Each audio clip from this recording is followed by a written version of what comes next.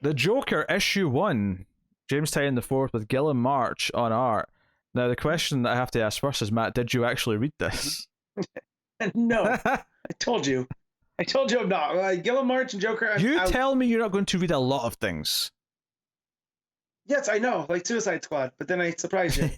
Curveball, 12-6. That's but this that's one, the one no. you chose. I, as much as I am over young Diana, I don't want to see the Joker. The last 2 years, I am Jokered out. Like, so you tell me this. If I hear good things about James Gordon, maybe I'll pick it up and trade down the line. I mean, it is. It's a James Gordon book through and through. There's a lot of references to year 1 because if you remember, that was very heavily James Gordon narrated that book. Right. He talks about his last night in Chicago before he came to Gotham. The opening's this story of, like, you know, before he left, the old cop that worked there came up to him because Gordon had put away a couple of crooked cops. You know, got a few of them fired and whatnot. And this old cop comes up and at first, then Gordon sort of thought this too, the idea that, oh, he's going to sort of speak up against me for putting, allies behind bars or ratting them out or whatever. But what he's actually trying to say, he asked Gordon if he believes in evil, and the old cop tells him this story of basically what keeps him up at night now. There's this crime where he was hunting a serial killer, and he got to a crime scene, and the killer was there, and he was eating strips of skin off of this woman's face. And he offered him a strip of skin. And you don't see most of this, for the record. This is, it's mostly just him telling this.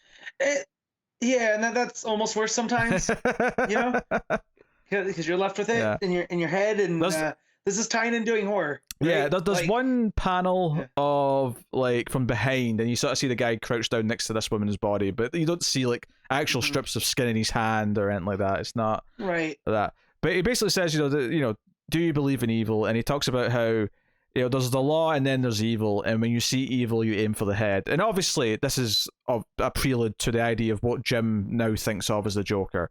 The idea that the Joker for Gordon is this evil, that he sometimes wakes up in the middle of the night and that kind of thing. Yeah, it's kind of reminiscent of Killing Joke, where Joker's whole thing is everyone's just one bad day of turning into me, right? So, we see Gordon, he's lying in bed, and, like, basically, other than the very, very last page, the Joker's presence in this book is just sort of the idea that his presence is felt, so that occasionally he'll be in the background watching over Gordon, but he's not literally there. It's just, like, in Gordon's mind, like, the idea that he's Joker's weighing on his mind. And he talks about, obviously, what happened to his kids, both Babs and obviously James Gordon Jr., but so there's a lot of stuff connecting to the Infinite Frontier issue 0 with what they're calling A-Day, which is the death of Arkham Asylum, which is the Joker's toxin going off.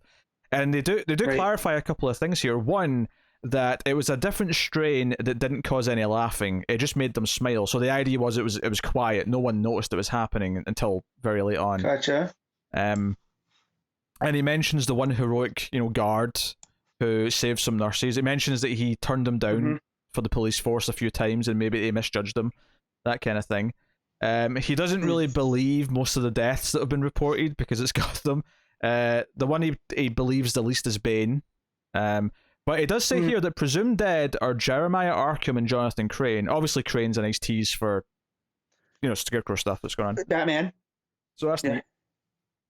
A little detail light is that Santa Prisca's there's like graffiti art of Bane, like little Santa Prisca in Gotham is like honoring his memory, which is a nice little touch. Where did we see little Santa Prisca? That was the next Batman, right? The first issue. Yeah, that sounds right. Where they had the Banes running around. Was that the first time, or did King introduce that? My memory's terrible. I mean, we've definitely heard it before because I recognized it when he said it, but I couldn't tell you. Yeah, okay. But I do like that. That's an area of Gotham. Yeah, and him, of course, him having a mural there because he's a local kind of legend in Santa Prisca. Yeah. And there's a lot of continuity stuff here. Gordon has to go see the mayor at one point, and it's the same mayor with the eye patch that we've had in other Gotham books. So there's a lot of editorial, connections going on between these books, which is really nice, and it helps that Tynion's also writing Batman, obviously. If nothing else. But you know, they want his help with something, and Gordon's like, how about you just learn to trust Batman, and that basically ends the conversation. And obviously, Gordon's still got a good relationship with Batman. But the main premise of this book, once it gets going, after all this establishing and world setting up of like where he is and what's been going on in Gotham, which I mostly quite liked, to be honest. I thought it was fairly well told, and it feels like a nice additional sort of book to Batman. It feels like a proper add-on to it. But when the plot really gets going, sort of in the back half of the book, a mysterious woman with blonde hair pulls up in a limo and asks for a meeting with Gordon. And there's a big guy in a trench coat who, I'll be honest, like, I think it's a red herring, but it definitely looks like it's Bane in a trench coat and a hat with like a scarf on to hide who he is. So that man cannot be inconspicuous. He's built like Brian what's Cage, funny about it though, right? it looks like he did in Batman and Robin, the movie, when he's got the coat on and the hat and the glasses. Oh no, that's never good. I don't know. When you compare it, that's what it made me think of, and I'm sure it's intentional. Now, whoever it is, we do see around the glasses, he's clearly like either burned or scarred. So again, I think it's so obviously Bane shaped that it has to be a swerve. It has to be someone else. But all I could think as soon as he popped up was, this is Bane. And maybe the scarring comes from like surviving the Joker toxin that you obviously get hit with. I don't know, but his jaw was like hanging off. Bane's not dead though. Bane's coming back. He's coming back. I know, but like, I'm trying to think of the scarring, or if that, I don't. Yeah. So, there's a lot of mystery elements here, because she takes him to a mansion that she says is a friend's mansion, or a friend's family's mansion. She doesn't reveal who she is. She gives him like a first name to call. It was a weird name. Cressida is her name. I think I'm pronouncing that right. Cressida. Right. Cressida. But she essentially says, here, there's a photo of Joker in Belize. This was just after the A-Day event. And she gives him all this intel about where Joker probably is, and essentially says, look, we want Joker taken out. We want him gone, and makes it very clear that they don't want him to be arrested, they want him to be killed. And that Gordon says he's not a hitman, but she's like, no, that's why you're the perfect person for this job, because of the personal things that have happened to you, because of who you are. You're the best person for this. We believe that you're better than hiring a hitman. And she says, do you believe in evil, Jim? And obviously that ties back to that opening conversation in the prologue, and he says, yes, I do.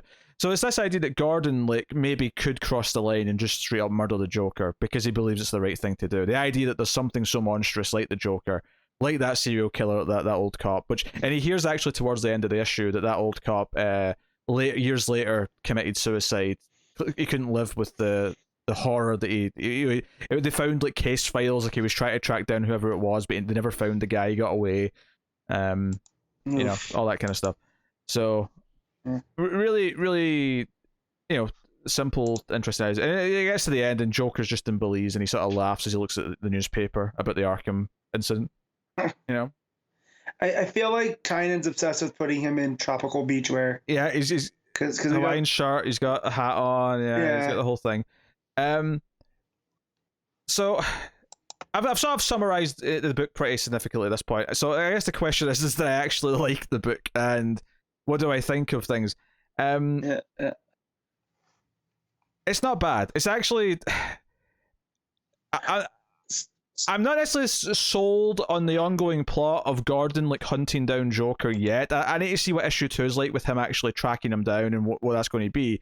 But it's a decent attempt of like being a Gordon book, sort of like following up a lot of the Gordon threads, and like his opinion of Batman right now, his opinion of Gotham, his opinion of the Joker, and the idea that the Joker's this, that he's in Seven, and Joker's the serial killer that he's obsessed with finding.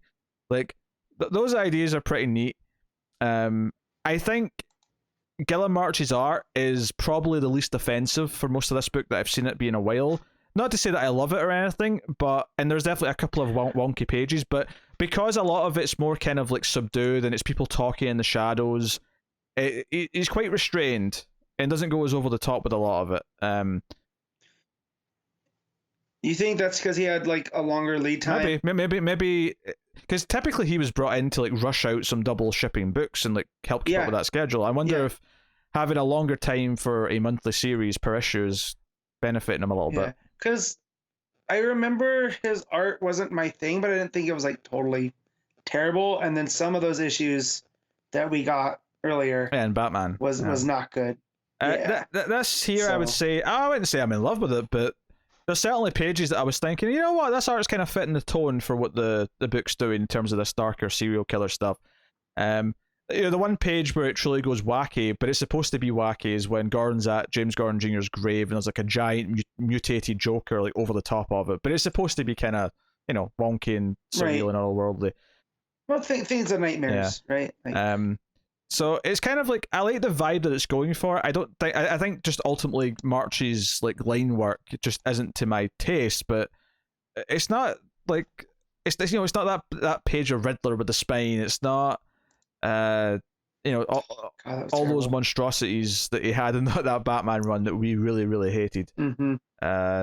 So maybe being on a monthly book is doing better for him. Like, is there better picks and picks that are better to my taste? Absolutely, but it's definitely not the worst of them. I would say this is perfectly serviceable, if not in places suitable art. If not, I would say good necessarily, but I'd say suitable art for what the book's doing. But certainly not a complete eyesore like it has been in the past. That's good. But yeah, no, I love a Gordon book. I mean, the truth is, it's a Gordon book. But calling it Jim Gordon issue 1 wasn't going to sell a lot of copies. Calling it Joker issue 1 does.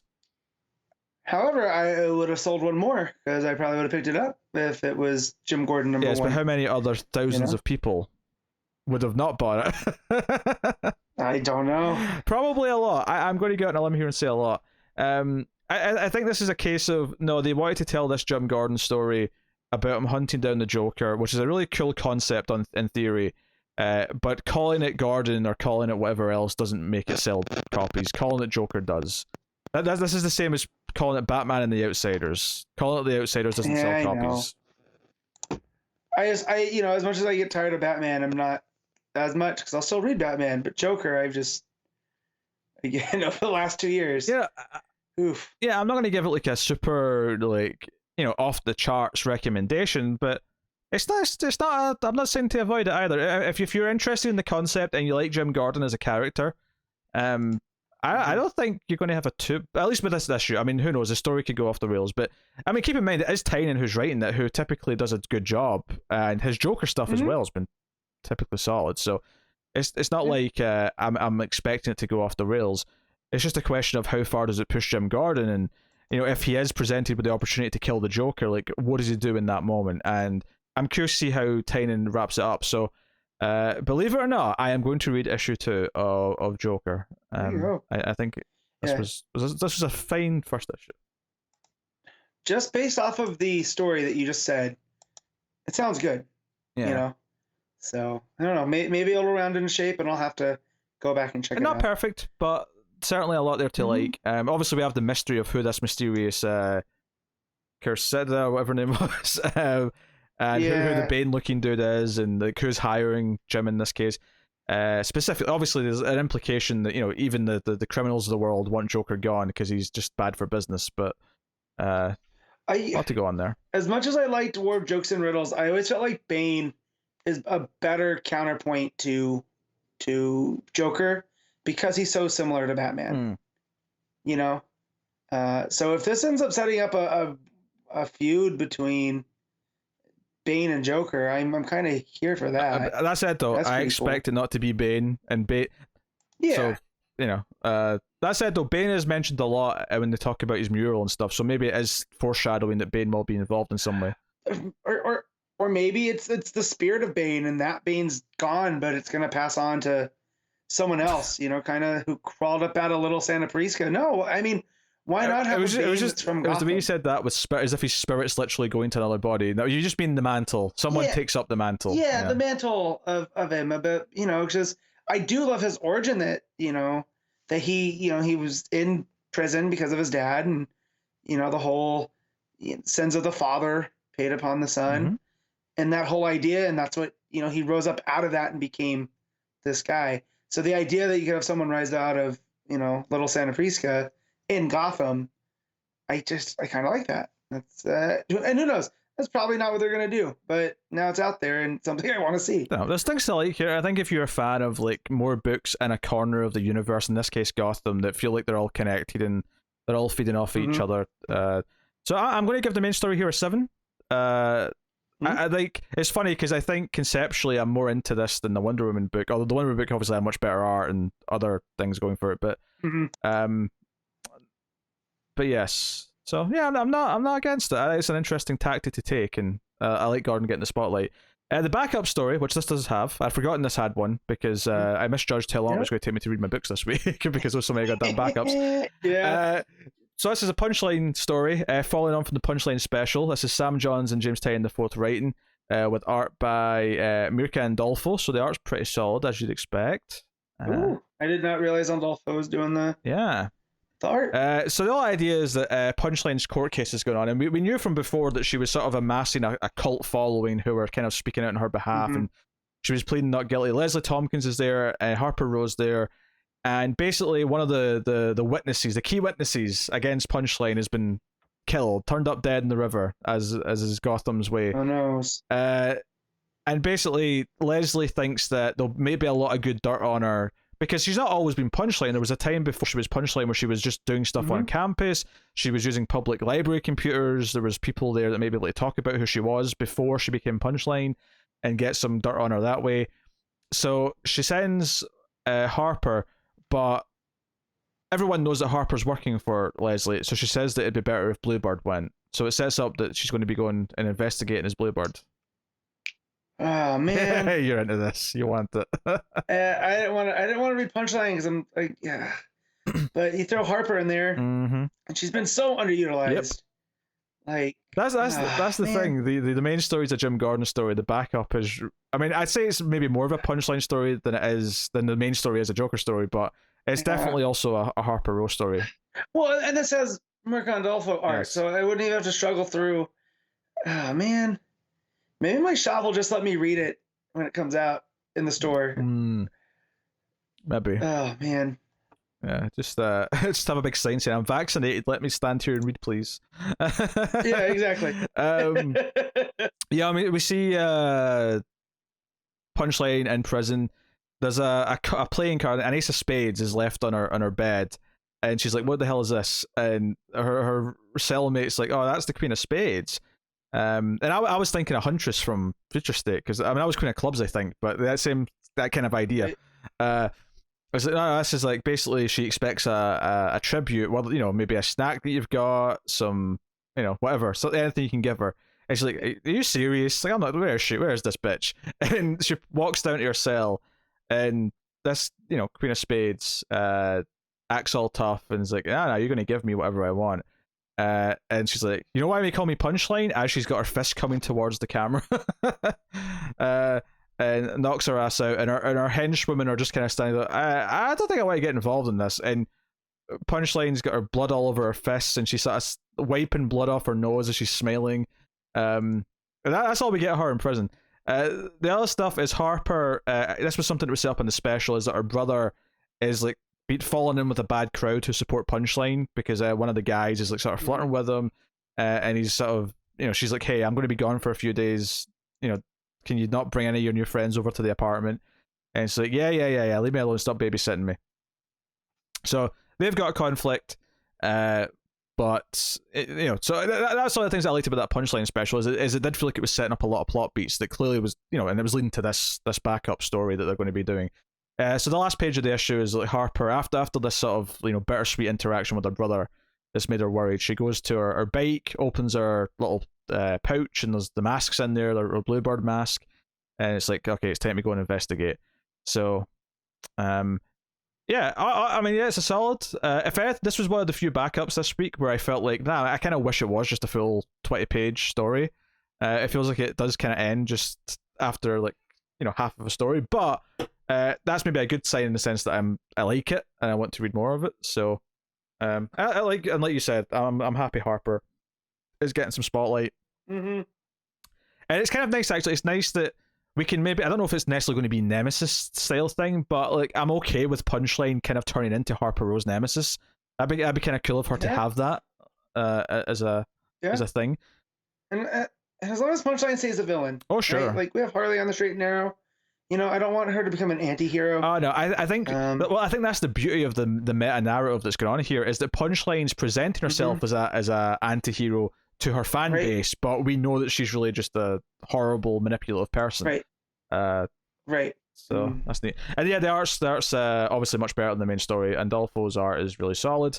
And it's funny because people said, I said I hate anime eyes in the Wonder Woman backup review, and some may accuse Andolfo of having, and I guess I shouldn't say I hate anime eyes. I hate a certain type of anime eyes is maybe more accurate. Yeah, I know what you mean. Because there are a little anime here too, but there are different. I guess what I'm saying is anime has more than one style, even though there's a kind of umbrella. There's a line, yeah. There's a line. You kind of know it. You know it when you see it, because Yes, absolutely. So no, yeah, not a whole lot of advancement, but a lot of setup in this backup story, and I was into it. So it's kind of weird to rate these because on the one hand, I'm like, well, if this was a full issue's worth, I'd be like, it's probably just a 7 because I didn't feel like I got enough advancement. But it's also only 10 pages, so how do I rate it? Like, should I criticize it for not advancing enough? I'm not sure. So I'm going to go 7.5 in this case. But I dug it. I'm looking forward to more of this. This should be a nice treat at the end of each Joker issue. So I was a 7.5. I'll give the whole thing a 7.5 as a whole. I think ultimately it kind of rounds up to being better than I think we'd expect. And I get that a lot of people are cynical about their bit of Joker book, but conceptually it's interesting and it's really a Jim Gordon book. So you can take that knife out. I get it. So there you go. That's Joker issue 1. It's not half bad, honestly.